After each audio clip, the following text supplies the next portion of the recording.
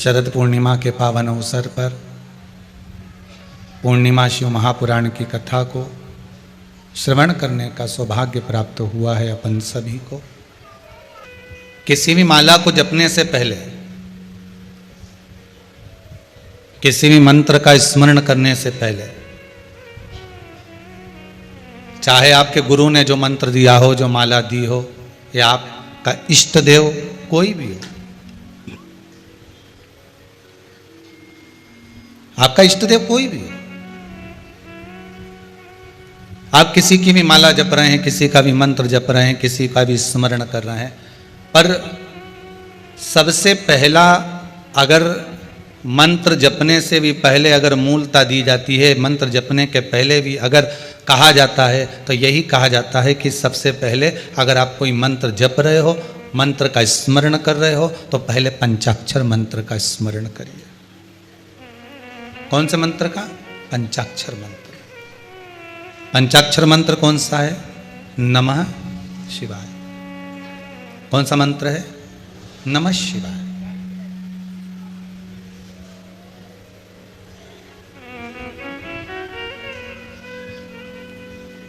पंचाक्षर मंत्र का अगर स्मरण कर रहे हैं, पंचाक्षर मंत्र को अगर हम जप रहे हैं, तो पंचाक्षर मंत्र का अगर हम स्मरण कर रहे हैं तो नमः शिवाय।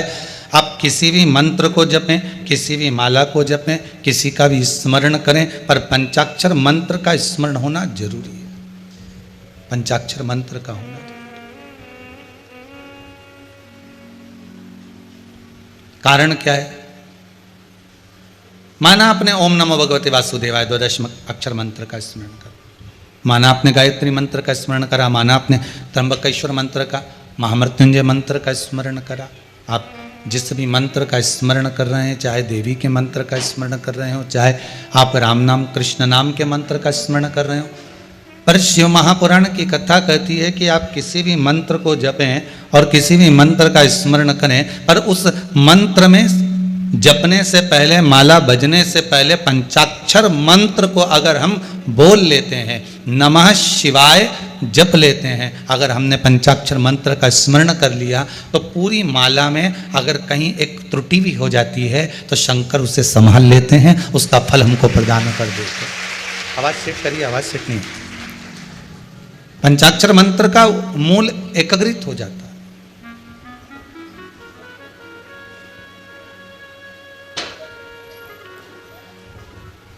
पंचाक्षर मंत्र की मूलता हमारे सारे दोषों को समाप्त कर देती है।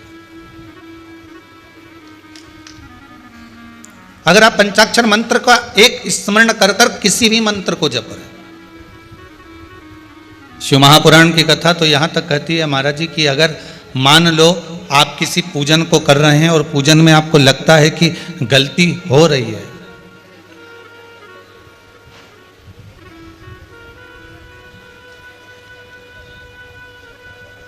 मान लो अगर आपके पूजन में, आपके विधान में, आपके स्मरण में अगर कोई गलती हो भी रही है, तो मालूम यहाँ शिव महापुराण की कथा कहती है कि नमः शिवाय बोल लेने पर वो गलती समाप्त हो जाती है। हो गई गलती।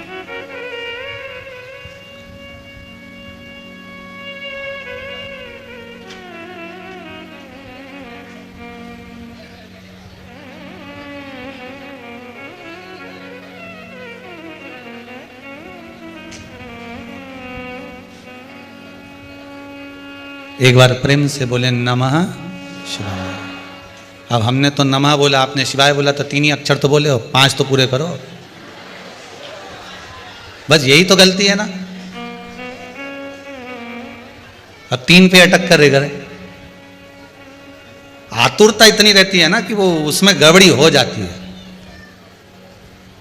नमः शिवाय, नमः शिवाय, नमः शिवाय। केवल उस मंत्र का स्मरण ही कर लेना। अगर आप पूजन में गलती कर रहे हैं, पूजन कर रहे हैं, स्मरण कर रहे हैं, भगवान की भक्ति को धारण कर रहे हैं, भगवान का स्मरण कर रहे हैं, आपको लग रहा है कि मैं पूजन कर रहा हूँ, मैं पाठ कर रहा हूँ, मैं स्मरण कर रहा हूँ, मैं भजन कर रहा हूँ, पर उस भजन में भी अगर कोई त्रुटि हो गई है, तो मात्र पंचाक्षर मंत्र का स्मरण कर लेने पर भी वो सुख का भान एकाग्रित हो जाता, वो सुख का भान मिल जाता। एक मक्खी उड़कर सब्जी वाले के तराजू पर बैठ गई।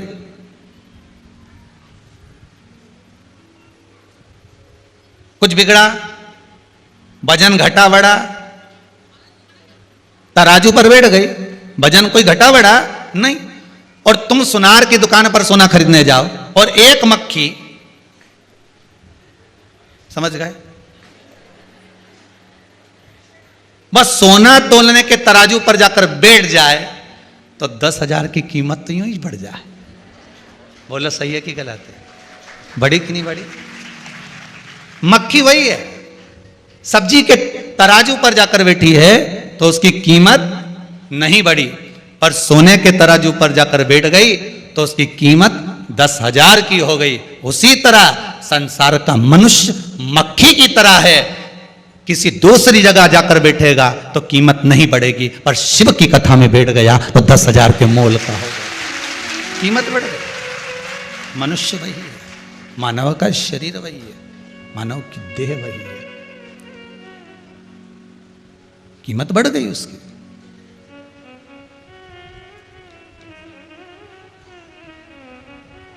वह मक्खी जगह जगह बैठी पर उसकी कोई कीमत नहीं थी, पर सोने के तराजू पर जब मक्खी बैठी है, रिटर्न नहीं चल रहे हैं,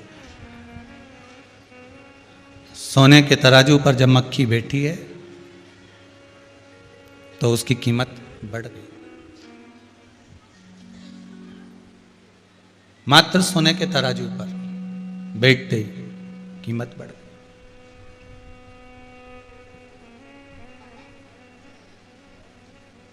पान की दुकान के बाहर बैठोगे तो कोई कीमत है तुम्हारी, मदिरा की दुकान के बाहर बैठोगे तो कोई कीमत है तुम्हारी। दुनिया का लोग कहेगा ये बेवड़ा है रे, दिन भर वहां खड़ा रहे, बेकार है ये, तो कोई कीमत। जहां लोग बैठ के पत्ता खेलते हो वहां जाकर खड़े भी हो जाओगे तो कोई कीमत बढ़े तुम्हारी। अब टाइम पास करे न पत्ता खेलता फिरे। जहां लोग मांसाहार करते हो वहां तुम्हारी कोई कीमत बढ़ेगी नहीं। गलत लोगों के पास में जाकर बैठोगे कोई कीमत बढ़ने वाली नहीं है। पर हम तो यहां तक कहेंगे कि फेसबुक यूट्यूब पर भी अगर आप फालतू की चीजें देख रहे हो, व्हाट्सएप चला रहे हो, उसमें बस कुछ आड़ा टेढ़ा ही लिख रहे हो, बोल रहे हो, जान रहे हो, तो उसकी कोई कीमत नहीं है। मोबाइल की कीमत तब सही निकलेगी जब तुम उस मोबाइल पर कुछ नहीं तो आधे घंटे की शिव महापुराण ही सुन लोगे तो कीमत तो बढ़ेगी, तुम्हारी कीमत तो बढ़ी। आज फेसबुक यूट्यूब पर इतने श्रोता इतने प्रेम से, इतने श्रोता भाव से, दिल से, आनंद से अगर कथा का रसास्वादन ग्रहण कर रहे हैं, कथा को श्रवण कर रहे हैं, दिल लगाकर मन लगाकर 2 घंटा 2.5 घंटा 3 घंटा कथा के तत्व को धारण कर रहे हैं, तो कुछ तो मिल रहा होगा, कुछ तो प्राप्त हो रहा होगा। कीमत सत्संग से बढ़ती।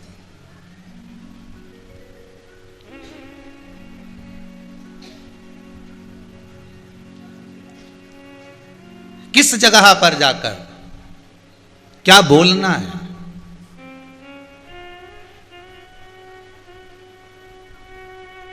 किस जगह पर जाकर क्या प्रस्तुत करना है, ये समय की गणना और आपकी कीमत बताए।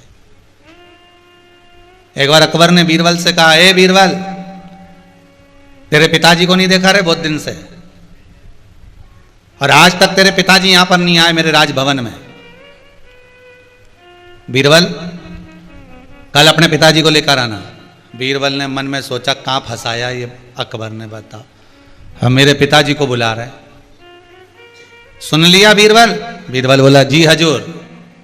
अब बीरबल घर गया, पिताजी से कहा, पिताजी कल तुमको राजमहल में चलना है अकबर के सामने।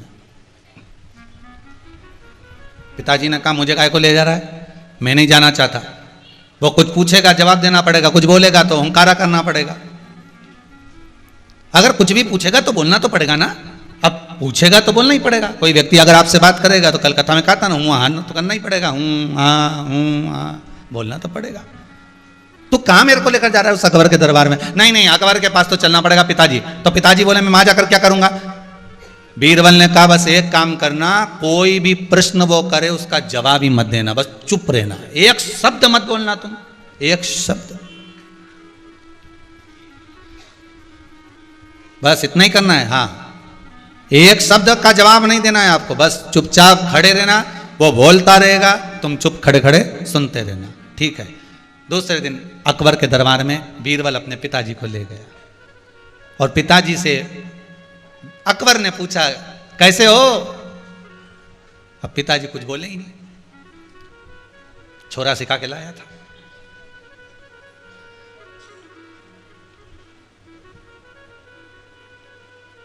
फिर अकबर ने पूछा भोजन वोजन कर लिया तुमने, रोटी वोटी खा ली। पिताजी कुछ बोले ही नहीं। तुम्हारे कपड़े तो बहुत जोरदार लग रहे हैं पिताजी, ए बीरबल के पिताजी कपड़े बहुत अच्छे लग रहे हैं, कुछ बोला ही नहीं। कहां कहां घूमी आए, कहीं तीरथ मीरथ करने गए थे? पिताजी कुछ बोले ही नहीं। अकबर को तो आ गया गुस्सा भयंकर, और अकबर ने बीरबल से पूछा बीरबल एक बात बताओ, जब किसी मूर्ख के सामने खड़े हो, मूर्ख से पाला पड़ जाए तो क्या करना चाहिए? बीरबल ने कहा जो मेरे पिताजी कर रहे हैं वही करना चाहिए।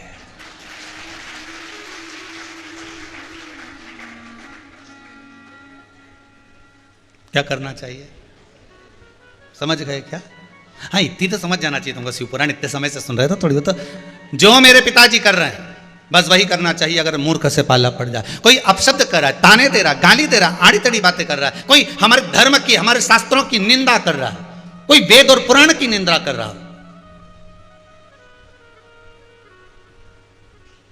कोई गाय बेटी और ब्राह्मण की निंदा कर रहा हो, लग रहा है कि हमारे धर्म की, हमारे हिंदू धर्म की निंदा कर रहा हो, हमारे शास्त्रों की निंदा कर रहा हो, हमारे भगवान शिव की भक्ति की निंदा कर रहा हो, तो उस जगह पर या तो जवाब दो ना दो, पर उस जगह से फिर मौन हो जाओ। मूर्खों से क्या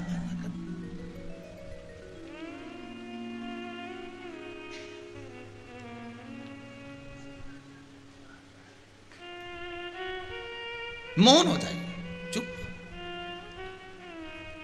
शिव पुराण कह रही है, भगवान शंकर की कथा कह रही है। मेरे राघव जी कहते हैं एक सबसे गोपनीय बात मैं अपने परिवार वालों को बताना चाहता हूं कि शंकर भजन बिना नर भगति न पावहि मोरी। शंकर का अगर भजन नहीं है, शिव का स्मरण नहीं है, शंकर का अनुमोदन आप नहीं कर रहे हैं, शंकर की भक्ति को धारण नहीं कर रहे हैं, तो राम जी कहते हैं फिर मुझे नारायण को, कृष्ण को, राम को पाना कठिन है। फिर राम कृष्ण नहीं मिलेगा, नारायण नहीं मिलेगा, नारायण नहीं मिलेगा, रामकृष्ण नहीं मिलेगा, बड़ा कठिन है। फिर बहुत सुंदर बात है पूर्णिमा शिव महापुराण में, आप सुन रहे हैं, बड़े ध्यान से सुनना। पूजन कर रहे हैं, कोई गलती रह गई है तो नमः शिवाय बोल लीजिए। माला जप रहे हैं, किसी की भी जपें, आपका इष्ट देव कोई भी हो, राम जी हो, कृष्ण जी हो, भवानी जी हो, दत्त जी हो, आप जिस देवता को जपना चाहते हो जपो, मना नहीं है। पर इष्ट देव आपका कोई भी हो, भजन आप किसी का भी कर रहे हो, पर उस भजन को करने से पहले पंचाक्षर मंत्र जप लीजिए। क्या जपना है? नमः शिवाय। क्यों?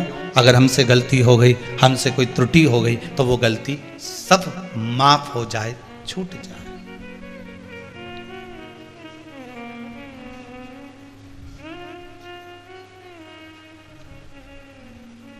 वो गलती माफ कर दी जाए।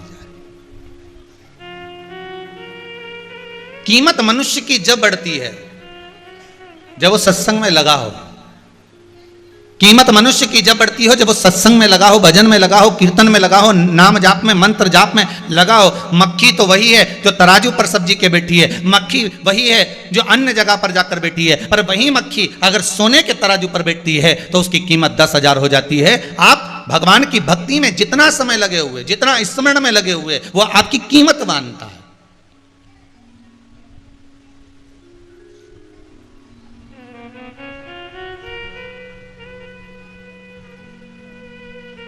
कोई कहता है कि भगवान अपने भक्तों को दुख क्यों देता है? शिव महापुराण की कथा कहती है भगवान अपने भक्तों को दुख इसलिए देता है कि जितनी मेली चादर है उसको धोना तो पड़ता है ना, घिस घिस के रगड़ रगड़ के, जब तक साफ नहीं होगी तो तन पर धारण कैसे करेंगे। भगवान अपने भक्तों को थोड़ा सा कष्ट देता है, भगवान अपने भक्तों को थोड़ी तकलीफ देता है, भगवान अपने भक्त को थोड़ा कष्ट प्रदान जरूर करता है। क्यों करता है? क्योंकि भगवान चाहता है कि मैं इसको घिसूं, साबुन लगाऊं, इसको रगड़ूं तो ये निर्मल हो जाए, और निर्मल होगा तब मैं इसको धारण कर सकता हूं, ये मेरा हो सकता है।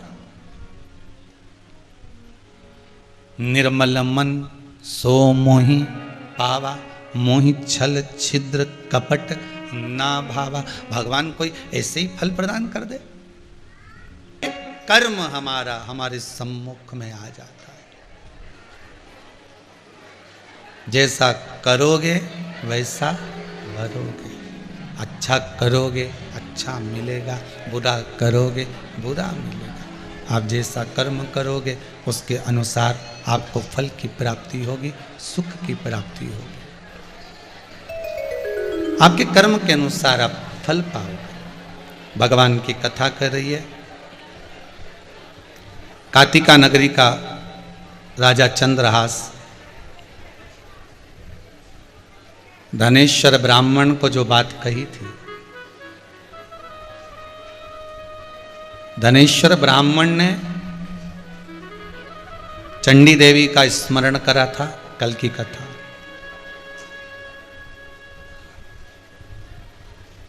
चंडी देवी ने क्या वर दिया था कि बेटा तो होगा। कितने साल जिएगा? 16 साल।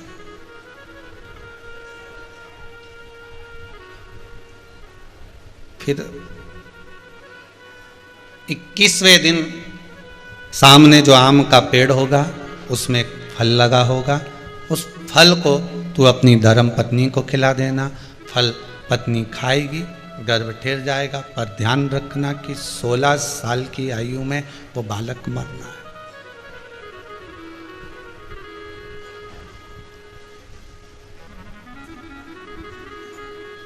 सोलह वर्ष की आयु में मर जाएगा।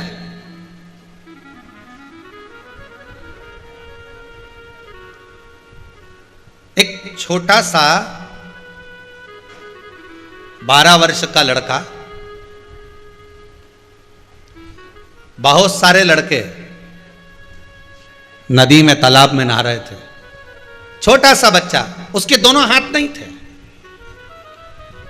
वो बैठा हुआ था, रो रहा था। शाम के समय पर शंकर और पार्वती वहां से निकल कर जा रहे थे। माता जगत जननी पार्वती जी ने उस छोटे से बच्चे को देख लिया। छोटे से बच्चे, माँ जगत जननी पार्वती जी ने जब उस छोटे से बच्चे को देखा तो माँ जगत जननी पार्वती जी ने उस छोटे से बच्चे को देखकर भगवान भोलेनाथ जी से कहा, भोलेनाथ जी इसके हाथ नहीं है दोनों, आप इसके हाथ दे दीजिए, आप इसके हाथ दो ना भोलेनाथ जी। शंकर भगवान बोले मैं हाथ नहीं दे सकता। पार्वती मैया ने जिद कर ली, कुछ भी हो जाए आज हम भ्रमण पर निकले हैं, कुछ भी हो पर हाथ जरूर दीजिए। पर ब्रह्मा जी और आप में क्या अंतर है? गया ब्रह्मा जी ने तो लेख नहीं लिखी, पर आप तो सब कुछ जानते हो, आप तो सब संभालते हो, आप सब जानने के बाद भी ऐसा कर रहे हो तो आपको हाथ तो देना पड़ेंगे। भगवान शंकर ने कहा ठीक है दे देते। अगर तुम कह रही हो कि ब्रह्मा की लेखनी को मिटाना है तो मिटाने में देरी नहीं करूंगा। लो पार्वती जी मैंने उस बच्चे को हाथ दे दीजिए। अब बच्चे को हाथ दिया तो बच्चा पानी में कूदा, तैरना चालू करा, तैरना चालू करा। अब थोड़ी देर बाद शंकर पार्वती चले गए। शिव पार्वती गए तो वापिस लौट कर आ रहे तो क्या देखा कि जितने तालाब में लड़के नहा रहे थे सब दौड़ दौड़ कर भाग रहे थे। अब वो अकेला पानी में तैर रहा था जिसको हाथ दिए थे। पार्वती जी ने शंकर जी से पूछा, भोलेनाथ ये क्या करा आपने? ये समझ में नहीं आ रहा भोलेनाथ जी कि आपने जो हाथ दिए इसको तो सब तालाब छोड़कर भाग क्यों रहे? सब भाग भाग कर जा क्यों रहे? शंकर भगवान बोले मैं नहीं बोलूंगा, तू जाकर उन बच्चों से पूछ कि हुआ क्या। पार्वती जी ने जाकर पूछा कि तुम भागकर कहां जा रहे हो? कहा वो लड़का है ना जिसके हाथ नहीं थे और हाथ आ गए, वो हमको पानी में डुबो डुबो के मार डाल रहा है। वो हमको पानी में डुबो रहा है और नीचे डुबो देता हमारे ऊपर बैठ जाता है। 4 लड़के मर चुके हैं, सब भग गए। पार्वती जी शिव जी के पास आई, भोलेनाथ दयालु दातार कृपा सागर करुणा सागर, हे मेरे शिव बड़ी उदारता है आपकी नाथ, गलती हो गई, गलती हो गई। आपने हाथ नहीं दिए थे, उसका कारण अब समझ में आया कि इनके हाथों से गलत काम होना था, उस गलत काम को रोकने के लिए आपने उसके हाथ नहीं दिए थे, पर मेरी जिद पर आपने हाथ दिए, इसने फिर गलत काम करना प्रारंभ कर दिया। सदुपयोग नहीं करा उस हाथों का। पहले भी कथा में कहा, आपको आज फिर कहते हैं, भगवान ने अगर हाथ दिए हैं तो इसको भगवान की सेवा में लगाओ। घर में अगर झाड़ू लगा रहे हो, पोछा लगा रहे हो, तो ये विश्वास रखकर लगाना कि मेरे घर में शंकर और पार्वती रह रहे हैं, मेरे घर में श्वास रूपी शिव निवास कर रहे हैं, पार्वती जगदम्बा माँ अम्बा निवास कर रही है, शिव और पार्वती मेरे घर में रह रहे हैं। घर में अगर सेवा कर रहे हो, चाकरी कर रहे हो, घर में अगर सेवा में लगे हुए, तो ये विश्वास रखकर करना कि यहाँ पर भगवान शिव और पार्वती विराजमान है, मेरे घर में शंकर और पार्वती विराजमान है, मेरे घर में शिव और पार्वती रह रहे हैं, मेरे घर में शंकर और पार्वती का निवास है। हम तो बहुओं से भी कहेंगे, घर की बुजुर्ग माताओं से भी कहेंगे, केवल एक व्यक्ति से कहने की कथा नहीं, हम सबसे कर रहे हैं। बहु सेवा इस भाव से करे कि शंकर पार्वती की सेवा कर रही हूँ, झाड़ू भी मेरे शिव पार्वती के लिए लगा रही हूँ, पानी भी मैं शंकर पार्वती के लिए भर रही हूँ, भोजन भी मैं शिव और पार्वती के लिए कर रही हूँ। घर में बुजुर्ग माताएं भी अगर कुछ काम कर रही हैं तो ये विचार कर कर करो कि हमें शंकर और पार्वती के लिए कर रहे हैं। जितना करोगे उतना मिलेगा, जितना करो। दरवाजे पर अगर कोई भीख मांगने आए ना, तो उसको देखकर पहचान जाना, ये तुम्हारे गांव का नगर सेठ था पुराने समय में, बहुत बड़ा सेठ था, धन दिया था, सत्कर्म नहीं कर पाया, हाथ दिए थे सेवा नहीं कर पाए, चरण दिए थे तीर्थ नहीं जा पाए, श्रवण शक्ति दी थी, कान दिए थे पर कथा नहीं सुन पाए, नेत्र दिए थे दर्शन नहीं कर पाए। विश्वास कभी कभी विचार करिएगा।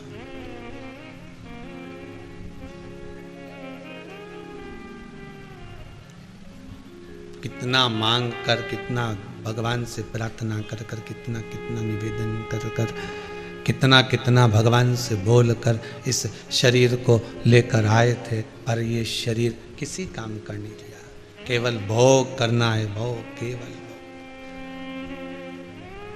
पर जिसने भूत भावन भूतेश्वर शंकर पर विश्वास किया, भगवान ने उन पर करुणा भी बहुत करी। ये आप ही के पत्र हैं, आप लोगों ने भेजे।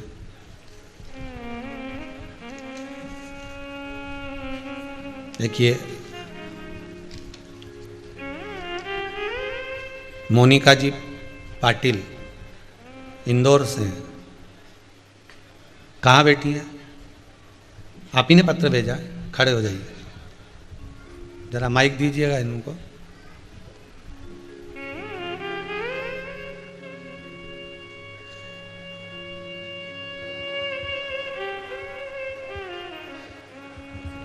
बेटा कहाँ से आए हो आप? इंदौर से आई हूँ। इंदौर से। क्या नाम है आपका? मोनिका पटेल।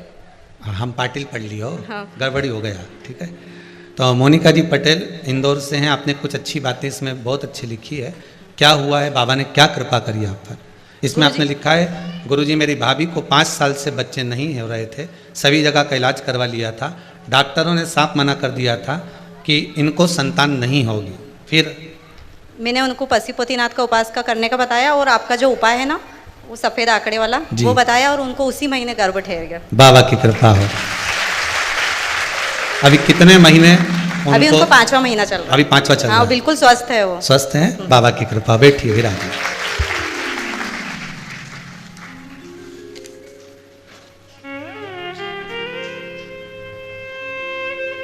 देखिए विनीता जी अग्रवाल कोई देपालपुर से आई हैं, गौतमपुरा जिला इंदौर।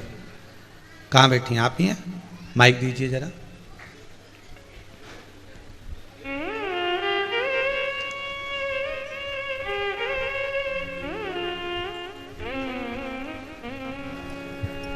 श्री शिवाय। आपने जो पत्र लिखा है विनीता जी, हाँ आप ही का नाम विनीता हाँ, अग्रवाल? विनीता अग्रवाल। माइक पास में लीजिएगा।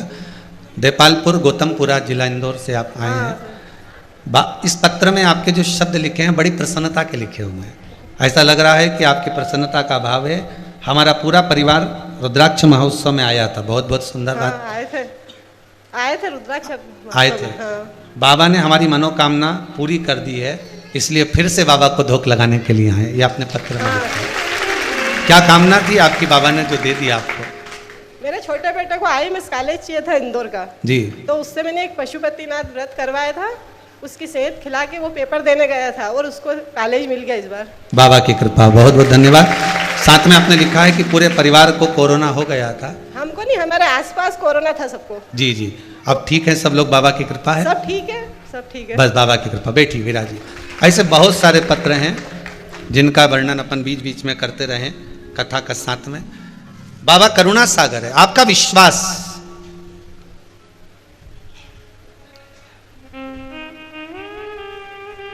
इन हाथों से हमने जो धर्म करा है, इन हाथों से हमने जो पुण्य करा है, इन हाथों से हमने जो सत्कर्म करा है, इन नयनों से हमने जो दर्शन करा है, इस मुख से जो हमने पंचाक्षर मंत्र, द्वादशाक्षर मंत्र जो भी हमने जपा है, नमः शिवाय बोला, चाहे ओम नमो भगवते वासुदेवाय बोला, इन शरीर के द्वारा हमने जो पुण्य कर्म करा है, सत्कर्म करा है, दान करा, पुण्य करा, सत्कर्म करा, भजन करा, कीर्तन करा, उसका फल कहीं ना कहीं मिलता जरूर।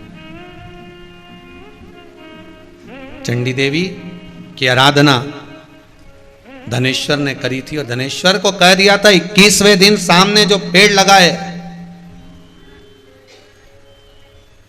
सामने जो वृक्ष लगा है आम का, उस आम के वृक्ष में एक फल लगेगा, उस फल को तोड़ लेना। ये कल की कथा में कहा था, उसको तोड़कर तेरी पत्नी को खिला देना। धनेश्वर उस फल को लेने के लिए गया था, बार बार चढ़ रहा था, बार बार गिर रहा था, फिर चढ़ रहा था, फिर गिर रहा था, पर वो फल उस धनेश्वर ब्राह्मण के हाथ में नहीं आया।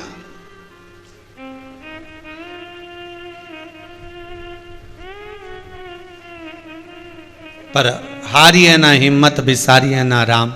आप अपना अगर कर्म कर रहे हो तो चिंता मत करना, कर्म करने में लगे रहना, पीछा मत छोड़ना। अगर आप कर्म कर रहे हो तो ये विश्वास मानकर चलिएगा कि आपका कार्य सफल हो जाएगा। आपका विश्वास मानकर चलिएगा कि आपका कार्य होगा ही। कर्म कर रहे हो तो फल जरूर मिलेगा। कर्म कराए तो फल की प्राप्ति तो होगी। कल भी कथा में कहा था, केवल फालतू बैठना नहीं है, और फालतू बैठकर केवल दिन भर व्हाट्सएप नहीं चलाना, दिन भर फालतू बैठकर फेसबुक नहीं देखता फिरना। ये तो फिर वही वाली बात आ गई, जिसका 1.5 GB डाटा भी कम पड़ जाए तो समझ लेना पक्का बेरोजगार है।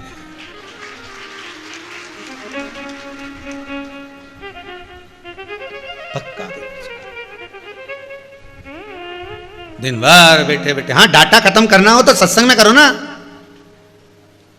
3 घंटे की कथा आती है, सारा डाटा बचा के रखूंगा, कथा में श्रवण करूंगा। 11 बजे से 2 बजे तक कथा आएगी तो ऑनलाइन मुझे कथा देखना है। घर पर नहीं देख सकता तो क्या हुआ, दुकान में देख लूंगा, सर्विस में देख लूंगा, नौकरी में देख लूंगा, कहीं ना कहीं उस डाटा का प्रयोग करूंगा। जैसे सारा डाटा बचाकर तुमने भगवान शंकर की कथा में लगा दिया, यूट्यूब पर, फेसबुक पर तुम शिव महापुराण की कथा सुन रहे हो, तो भगवान भी तो सारी दुनिया का डाटा बचाकर तेरी किस्मत में देगा। जब तू बचाकर उनको दे रहा है तो वो भी तो बचाकर तुझे कुछ देगा कि नहीं देगा। जो हमने दिया है वो हमको मिलना है पक्का। तुम भगवान को समय दिए हो तो भगवान तुम्हें समय देगा कि नहीं देगा। और नहीं तो दुनिया के लोग तो समय का स्मरण करें, कई लोग तो बात बात में कही देते हैं, आन दे मेरा समय तब बताऊंगा मैं हूं क्या।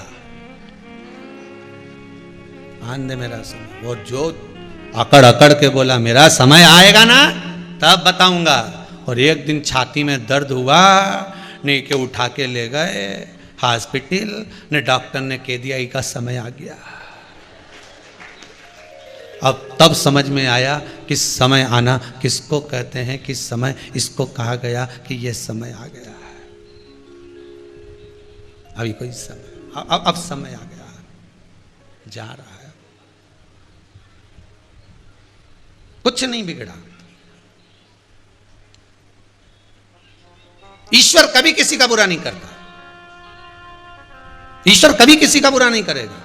अगर धनेश्वर को वो फल नहीं मिल रहा जो फल माता रानी ने बताया, जो चंडी देवी ने बताया, अगर वो फल धनेश्वर को नहीं मिल रहा है तो इसमें धनेश्वर के कुछ कर्म का भाग होगा, कुछ कर्म का भाग होगा।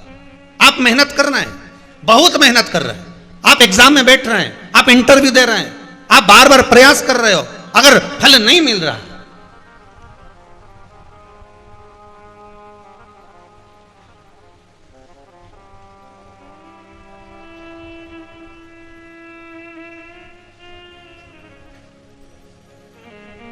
एक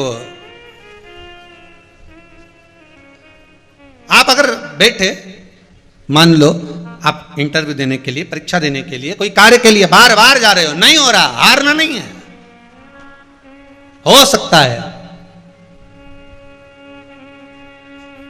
हमारा कहीं का थोड़ा सा बुरा कर्म होगा जिसके कारण बस हम सफलता की ओर नहीं बढ़ रहे, पर विश्वास तो है ना भोलेनाथ जी पर, विश्वास तो है ना कुबेर भंडारी पर, विश्वास तो है ना मेरे शंभू पर, मेरे महाकाल राजा, मेरे विश्वनाथ पर। अगर भरोसा दृढ़ है,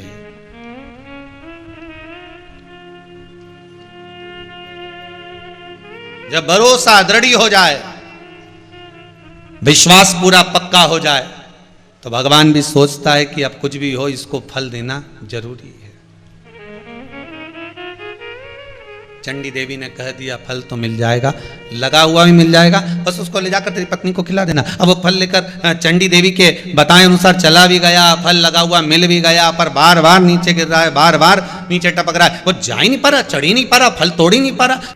फल मिलेगा जरूर, इंतजार करना, भगवान पर विश्वास रखना। धनेश्वर ने उस फल को पाने के लिए सदगुरु की शरण ली। गुरुदेव, माताजी ने कहा था 21वें दिन फल मिलेगा, मेरे को फल मिल गया, सामने लगा भी है, पर मैं खा नहीं पा रहा हूं, मैं लेकर आ नहीं पा रहा हूं, मैं चढ़ता हूं, गिर जाता हूं, बार बार प्रयास कर रहा हूं पर नहीं मिल रहा। जब बार बार प्रयास करने के बाद थाली खसक जाए, भोजन ना मिल पाए, कोई काम ना हो पाए, तब सदगुरु के पास जाना। गुरु कुछ भी एक उपाय बता देगा, बाबा कहीं करुणा कर देगा। फिर फल मिल ही गया। धनेश्वर को कहा एक काम कर, जिस वृक्ष पर चढ़ रहा है आम के, देवी ने बताया है ना, चंडी देवी ने उस फल को बताया है ना, चंडी देवी ने उस वृक्ष को बताया है ना, तो अगर भगवान ने उस वृक्ष को प्रेरणा दी है तो वो वृक्ष साधारण नहीं हो सकता। उसको विनती कर, हे वृक्ष देव कृपा करोगे, हमको ये फल दे दीजिए। माता की आराधना करना, कुल देवी देवता का स्मरण कर कर, प्रणाम कर कर उस वृक्ष को दंडवत करना और दंडवत कर कर चढ़ जाना। तब धनेश्वर ने उस वृक्ष को दंडवत करी। अब दुनिया के लोग कहेंगे बताओ बेलपत्री के पेड़ को दंडवत करने से क्या होता है, लोग कहेंगे पीपल के पेड़ को दंडवत करने से क्या होता है, लोग कहें कि बड़ के पेड़ को दंडवत करने से क्या होता है। यह हिंदू धर्म है, हमारा शास्त्र है। हमारे यहां वृक्षों की भी पूजन होती है तो नदियों की भी पूजन होती है, पशु और पक्षियों की भी पूजन होती है। प्रणाम कर, चढ़, क्यों ना मिलेगा तुझे। गया, धनेश्वर ने जाकर प्रणाम किया।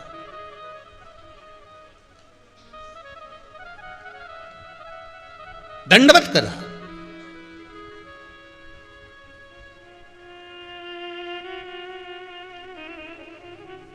देखिएगा,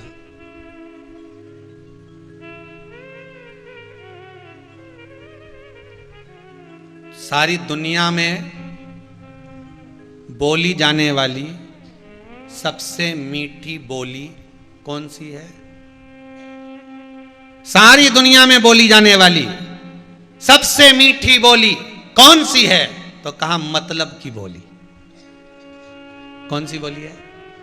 सारी दुनिया में जितनी बोली बोली जाती है उसमें सबसे मीठी बोली होती है मतलब की। इतने प्रेम से बोले, इतने प्रेम से, ए जी, जैसे ही प्रेम से बोले तो खसक लो जी, नहीं तो 500 गया जी। प्रेम की मीठी बोली सबसे, अगर सबसे मीठी बोली पूरे विश्व में, संसार में अगर कोई चीज की है तो वो केवल मतलब की बोली है। अगर व्यक्ति का मतलब है तो वह आपसे इतना प्रेम से बोलेगा जैसे वो फ़ोन लगाओ तो नहीं बोले 500 का रिचार्ज कराओ, नहीं ये कराओ, नहीं वो कराओ, और जब तुम्हारा बैलेंस नहीं आए और तुम डबल से फ़ोन लगाओ तो इसी अल्लाह के बोले, चिल्ला के बोले।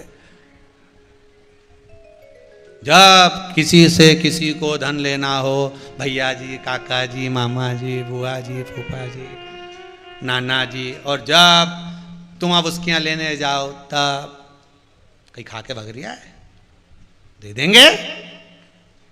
हम कोई खा के भग रहे हैं क्या? देंगे? प्रेम अर्थात मीठी वाणी मतलब की हो, मीठी बोली मतलब की, फल नहीं मिला। कैसे? दंडवत करा, प्रणाम करा। भगवान को प्रणाम करना तो मतलब के लिए मत करना। भगवान को प्रणाम करना तो वो कर रहा है तो ठीक है, दे रहा हो तो ठीक है, नहीं दे रहा हो तो ठीक है। अपन अपना कर्म करना मत छोड़ना। कर्म करते रहोगे तो एक ना एक दिन तो फल मिलेगा। एक पहले कथा सुनाई थी, याद होगी। एक गुरुजी ने अपने चेले से कहा कोई एक नियम ले ले। उसने नियम लिया कि मेरे पास में कुमार रहता है, उसका मुंह देखूंगा तभी भोजन करूंगा। पहले कथा सुनाई थी। वो कुमार का मुंह देखने लगा, सिर्फ छत पे जाता, कुमार का मुंह देखता, रोटी खा लेता। एक दिन कुमार गायब हो गया। उसके घर जाके पूछा क्यों, कुमार कहाँ गया? कि वो तो मिट्टी लेने गया, अब रोटी कैसे खाऊं? किधर गया? उधर गया। वो उधर पहुंच गया। नियम तो नियम होता है, मतलब का नियम नहीं होना चाहिए, मतलब से परे नियम होना चाहिए। गया, कुमार मिट्टी को खोद रहा था, उसको सोने का अंडा मिल गया। ये दौड़ कर गया, इसने कुमार का मुख देखा, देखते से ही बोला देख लिया, देख लिया, देख लिया, और भाग गया। और कुमार ने सोचा इन्हें सोने का अंडा देख लिया, और कुमार हंडे को छुपाकर वापस उसके पास गया। अरे इधर तो आ, इधर आ, जल्दी पकड़ को, पकड़ा उसको, इधर आ। देख लिया। अरे क्या देख लिया? बस देख लिया। उसने कहा देख लिया तो आधा आधा कर लेते हैं, चल। उसको ले गया, मिट्टी में से हंडे को निकाला, आधा धन उसको दिया, कुमार ने आधा रखा। उस व्यक्ति ने जाकर गुरुजी के चरण पकड़ लिए। नियम कोई भी हो उसका फल मिलता जरूर है। ये सोने का फल, ये फल मिलता। अब नियम तो बनाओ कि मुझे 7 दिन शिव महापुराण की कथा सुनना है, एक आसन से सुनूंगी, मन लगाकर श्रवण करूंगी। मैंने सुना है शिव महापुराण की कथा भले टीवी के सामने बैठकर सुन लो और एक मन लगाकर सुन लो, एक चित्त लगाकर सुन लो, बाबा देता है। आज यहां पर ये इतने पत्र आए हैं तो ये कोई यहां बैठकर किसी ने कथा कम सुनी होगी, पर सुनी होगी तो सबने टीवी पर सुनी होगी।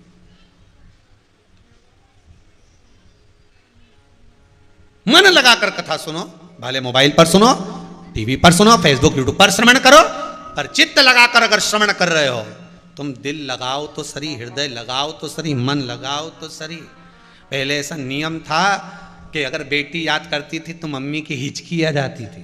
बोलो सही है कि गलत है? और माँ याद करे तो बेटी की हिचकी आ जाती थी कि हमारी छोरी याद कर रही है।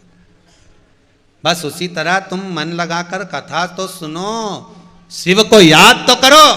उसके भी एक आध बार डुचकी आ गई ना, हिचकी, तो बस अपना काम हो गया।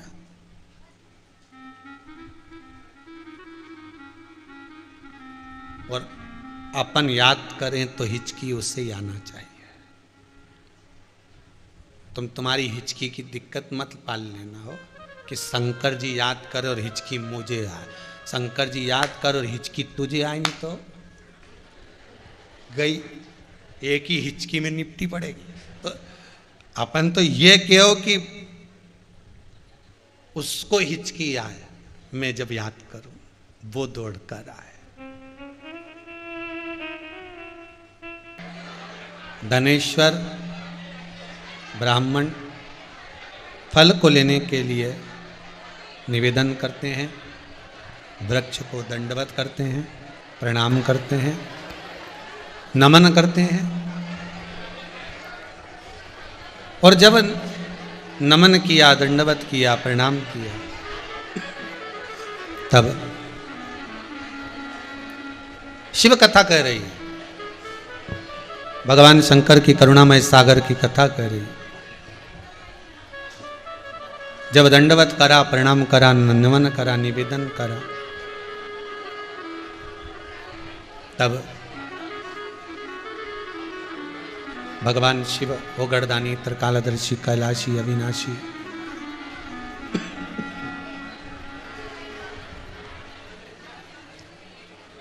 आम के वृक्ष ने कृपा करी और तब धनेश्वर ब्राह्मण ऊपर चढ़ा। ऊपर चढ़कर धनेश्वर ब्राह्मण ने उस वृक्ष पर केवल एक फल लगा हुआ था। पूर्णिमा शिव महापुराण की कथा कहती है केवल एक फल धनेश्वर ब्राह्मण को मिला।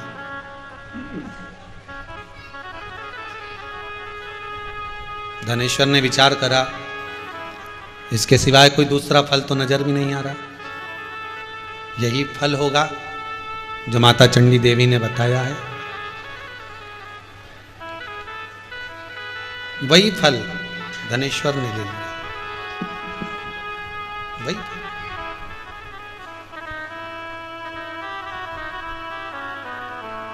फल को लिया, पत्नी को दिया, पत्नी ने खाया। एक पुत्र का जन्म हुआ जिसका नाम देवीदास था। क्या नाम पड़ा? क्योंकि देवी माता ने, चंडी देवी ने उस पुत्र को दिया था, इसलिए देवी का दास।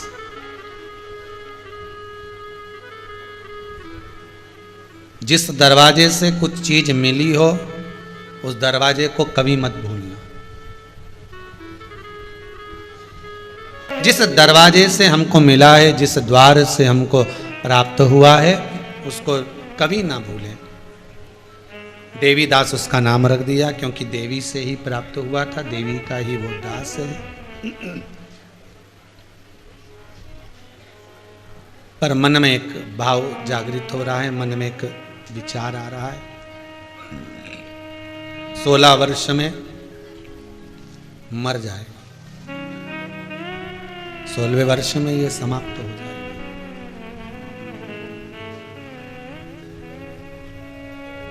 मृत्यु निश्चित हो गई थी इसकी कि ये 16वें वर्ष का जन्मदिन मनाएगा, 24 घंटे पूर्ण होंगे और ये मर जाएगा।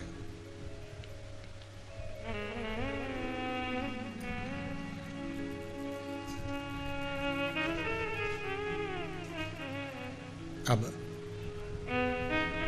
देवी माता से इसने प्रश्न किया था, चंडी देवी से, मां, ए मां, अगर आप कह रही हो कि 16वें साल में ये मर जाएगा तो बचा तो आप ही सकती हो ना।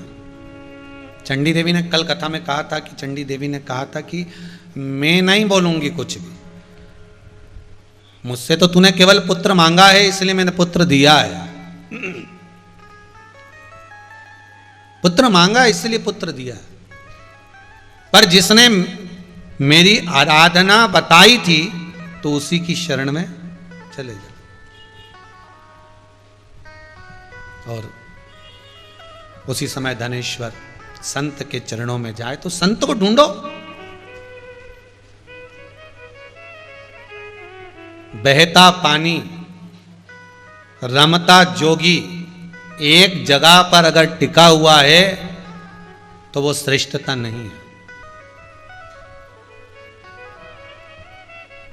वो चलता फिरता रहे ना तो जीवन का आनंद है। पानी भी चलता रहे तो उसकी निर्मलता बनी रहती है। एक जगह इकट्ठा हो जाए तो बदबू मारे, बोलो सही है कि गलत है?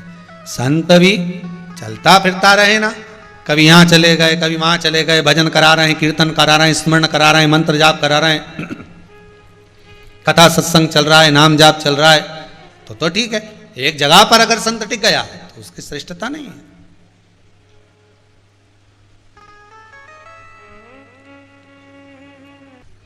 कुबेरेश्वर धाम में कहीं शिव की कृपा हुई है, इसलिए आप लोग सब आनंद ले रहे हो कुबेरेश्वर धाम की धरा से लाइव इस कथा का स्मरण कर कर।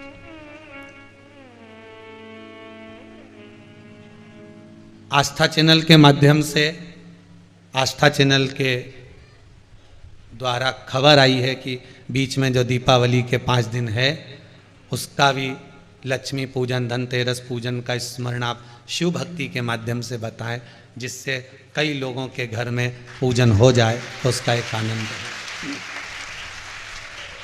कैसी पूजन करना चाहिए, कैसा स्मरण करना चाहिए, लक्ष्मी को हम कैसे रिझा लें। हमारा तो एक निवेदन रहेगा, केवल दिवाली पर ही लक्ष्मी को रिझाने का प्रयास मत करिए। दीपावली के दिन बहुत व्यस्त रहती हैं माँ,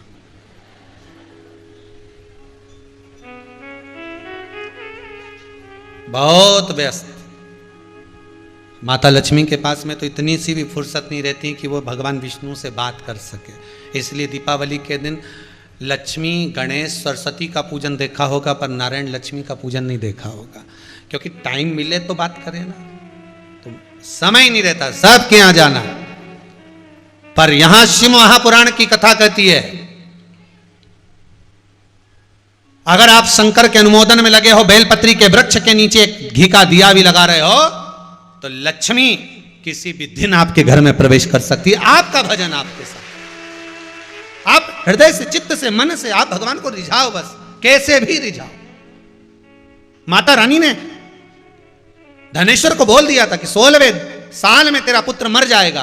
अब माता रानी से पूछा ये बचेगा कैसे, तो कहा जिस संत ने मार्ग बताया, जिस संत ने मेरा भजन कराया, उसी के पास चले, उससे विनती कर, उससे निवेदन कर। जब तू उससे निवेदन करेगा तो मिलेगा।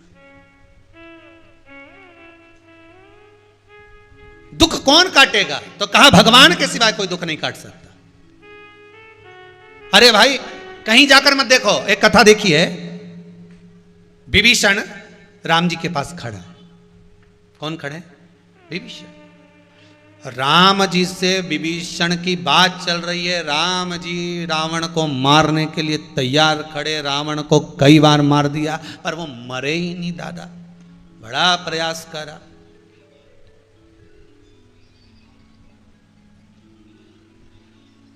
कितना प्रयास करा पर रावण मरा ही नहीं। बहुत प्रयास किया गया, मर ही नहीं रहा। तो विभीषण और राम जी की बात चल रही थी और रावण को लगा ये मेरा भाई राम जी को भेद बता रहा है, मेरा भेद मेरा भाई राम जी को बता रहा है।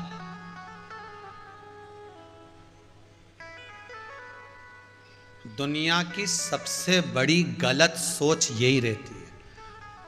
दो अगर आपस में बात कर रहे हैं और आपकी ओर देखकर थोड़े से हंस दिए और बात कर लिया, तो आपको लगेगा ये मेरी बुराई कर रहा है।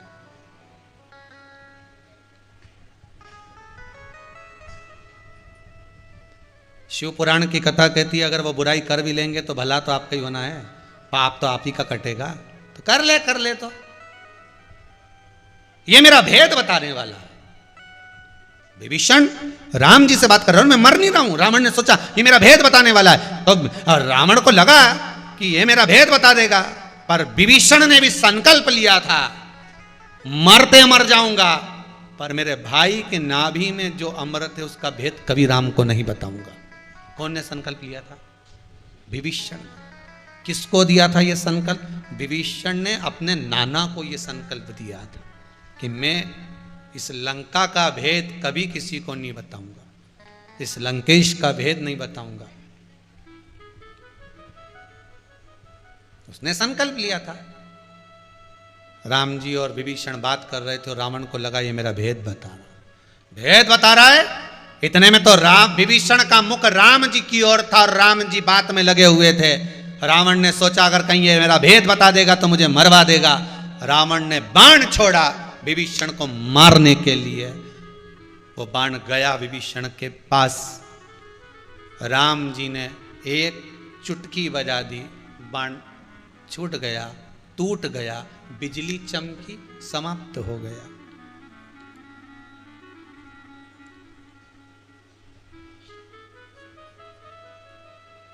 दुख आया था। आप किसी का बुरा नहीं करोगे, आप किसी के लिए अपशब्द नहीं कहोगे, आप किसी को तकलीफ नहीं दोगे, तो भी आपके ऊपर तकलीफ आएगी। इसको प्रणव दोष कहते हैं। कौन सा दोष है ये? प्रणव दोष। इसलिए भगवान कृष्ण की स्तुति में गाते हैं प्रणत क्लेश नाशाय गोविंदाय नमः। इसको प्रणत दोष कहते हैं, प्रणत क्लेश कहते हैं। आपने किसी का बुरा नहीं करा, आप कभी किसी के लिए अपशब्द नहीं कहे, फिर भी कई लोग कहते हैं महाराज जी इतने लोग केदारनाथ जी दर्शन करने गए थे, त्रासदी हो गई, मर गए, इसमें उनने क्या पाप करा था? उनने तो अच्छा ही करा था ना। अरे भैया पुण्य करा, सब कुछ करा, पर प्रणत क्लेश है। किसी किसी के घर में सारा सुख होता है, पर जरा जरा सी बात में लड़ाई हो रही है तो वो प्रणत क्लेश है, प्रणत दोष। आप नहीं चाहते तो भी वो दोष आ ही जाता, आप नहीं चाहते तो भी तकलीफ आ ही जाती। प्रणत क्लेश, प्रणत दोष वो आ ही जाता। प्रणत क्लेश, प्रणत दोष आ ही जाए। कैसे? विभीषण के ऊपर भी वो दोष आ गया था। विभीषण ने भेद बताया था क्या? अर्जुन के तो बोलो नहीं, विभीषण भेद नहीं बता रहा है, विभीषण रावण की निंदा नहीं कर रहा है, विभीषण रावण के लिए आहित नहीं चाहता है, फिर भी वो दोष विभीषण के ऊपर आ गया, फिर भी वो दोष आ गया। और दोष आया, महाराज रावण ने बाण साधा और विभीषण की ओर छोड़ा, कहीं ये मेरा भेद ना बता दे, छोड़ा। और जैसे ही बाण गया, भगवान ने चुटकी बजाई और उस बाण को काट दिया, बिजली चमकी और समाप्त। और विभीषण खड़ा था राम जी के पास में। शिव महापुराण की कथा कहती है कि विभीषण को तो मालूम ही नहीं पड़ा कि कब बाण आया और कब भगवान राम ने काट दिया। बस विभीषण तो राम जी के पास खड़ा था, इसलिए उसको वो बाण नहीं लगा था। प्रणत दोष, प्रणत कलेश आता है, अनायास आता है, पर जो सत्संग में लगा होता है, विभीषण जैसे राम के पास थे तो बाण अपने आप कट गया था। दुख किसी किसी के पास अपने आप चल कर आता है, पर आप सत्संग में लगे रहते हो इसलिए अपने आप कट जाता है, भजन में लगे रहते हो इसलिए अपने आप कट जाता है, भगवान की भक्ति में लगे होते हो इसलिए वो अपने आप समाप्त हो जाता है। प्रणत क्लेश नाशाय गोविंदाय आता है कभी कभी, पर समाप्त हो जाता है, सम्मुख में आते आते समाप्त हो जाएगा। आप भगवान के करीब में हो तो ना जाने कितने दोष आपके भी कटते रहते हैं, ना जाने कितना। विभीषण ने बाद में पूछा राम जी से, प्रभु ये बताइए। राम जी ने पूछा क्या? ये बताओ मुझे कि ये बिजली काहे की चमकी थी? भगवान बोले तुझे नहीं मालूम? नहीं, मैं बाद में बताऊंगा तेरे को। और बाद में भगवान से विभीषण ने फिर पूछा, प्रभु वो बिजली क्यों चमकी थी? भगवान बोले रावण ने बाण छोड़ा था तुझे मारने के लिए, अभी तक तो निपट गया होता अगर मेरे पास में नहीं होता। तो मेरे पास में था इसलिए बच गया, अगर मुझसे परे चले जाता तो निपट जाता। आपसे भी निवेदन है, आप शंकर के पास में हो ना, इसलिए ना जाने कितने दुख आते इस जिंदगी में, पर शंकर जी चला रहा है, भोलेनाथ संभाल रहा है, 2 रोटी इस कोरोना महामारी के अंतर्गत दे रहा है, क्लेश मिटा रहा है, शिव प्रदान कर रहा है। 2 रोटी मेरा शिव दे रहा है, सुख का जीवन दे रहा है।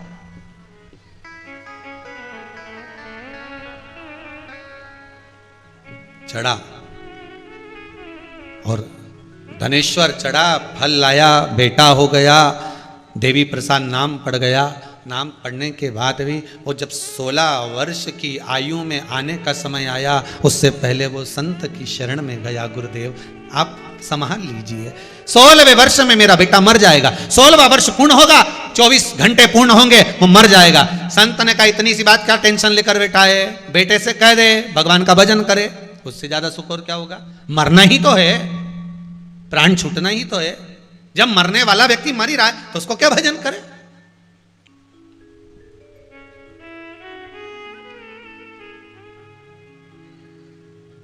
मरने वाले के मुख से राम निकलना बहुत कठिन काम है। सबसे दुनिया का कठिन काम वही है कि मरने वाला राम राम कहेगा। कई लोग सोच के बैठे हम तो अभी नहीं जपेंगे, हम तो जब मरेंगे तभी जपेंगे। जप लेना। यमराज बनावे बंदी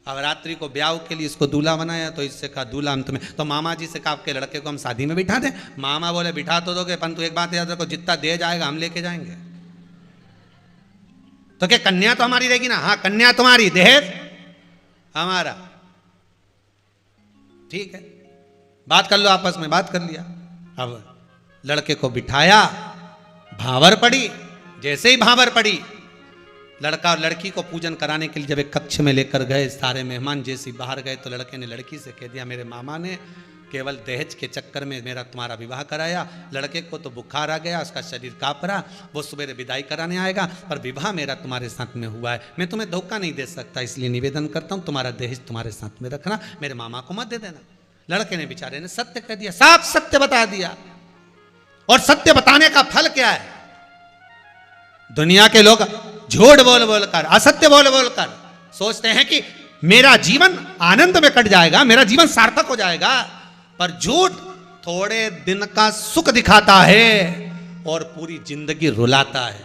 सत्य थोड़ा परेशान करता है, जिंदगी सुखमय बना देता है। जिंदगी सुख बता दिया, बात इतनी सी है, ये हो गया। क्या करा जाए महाराज? अब जिस कन्या से विवाह हुआ था, वो कन्या पूर्णिमा का व्रत करती थी। आज उस कन्या का 32वां विवाह व्रत था। कौन सा व्रत था? 32वां पूर्णिमा का व्रत था उस कन्या का। उसने सत्य को सुना। पिताजी के पास विदाई के समय जब दूसरा लड़का आया तो कहा ये मेरा पति नहीं।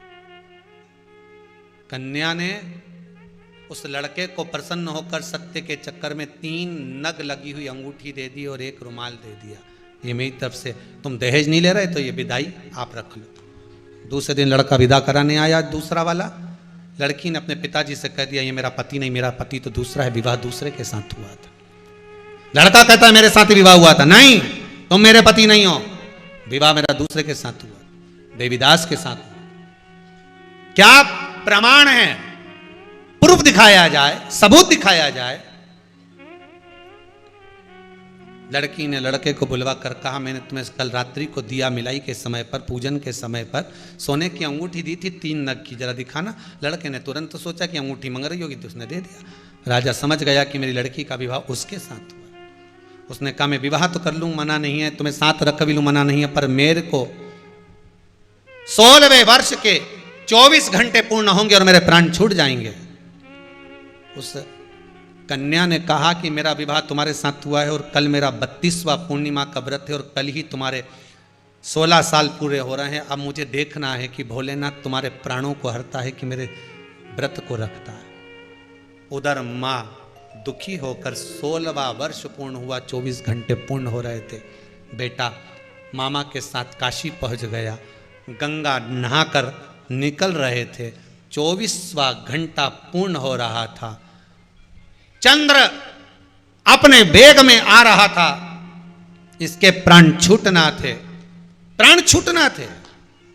उसी समय पर एक बड़ा नंदी बैल दौड़ता हुआ आया, लड़के को कुचलकर धक्का मारकर गया।